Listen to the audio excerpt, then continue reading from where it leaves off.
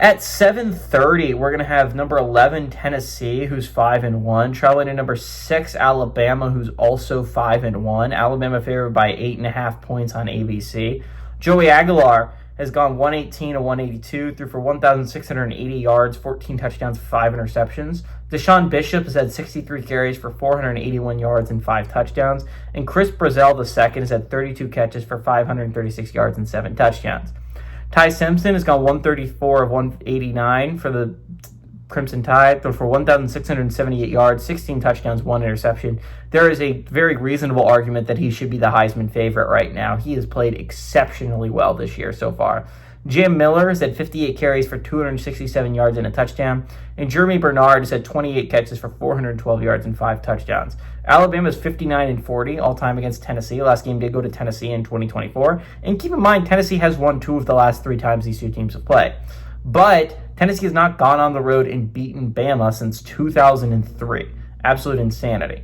Heupel is 2-2 against the Crimson Tide during his tenure here at Tennessee. Honestly, a pretty good record, all things considered, against Bama for the Tennessee head coach. DeBoer is 0-1 against the Vols during his tenure here as the Bama head coach so far.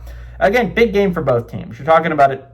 Bama has won games in a row against Georgia, Vanderbilt, and Missouri. An insane run of 3 wins that they needed, number 1, to stay in playoff contention after taking a loss that gets worse and worse by the week against Florida State. On the bright side, if you're Bama, at least it was a road loss, so you get something there. But again, the loss against Florida State gets worse by the week. But still, wins over Georgia and Missouri and Vanderbilt could age very favorably to help offset that bad loss.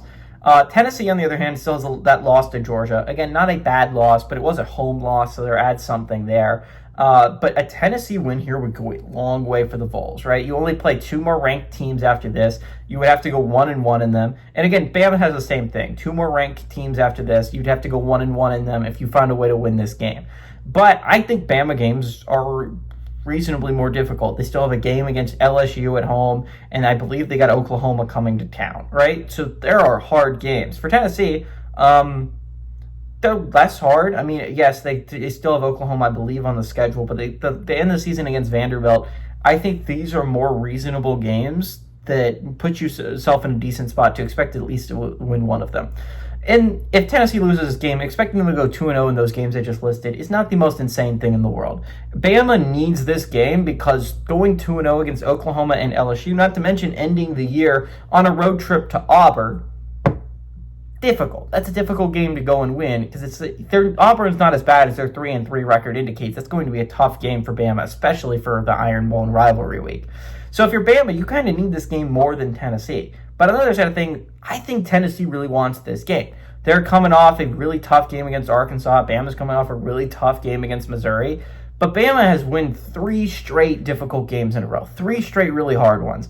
I think they're going to drop this one. Give me the Vols to go on the road and pull off an upset, and give me the Vols to move to 6-1, and Bama to move to 5-2 and put themselves in a dangerous spot heading into a rough stretch of their schedule.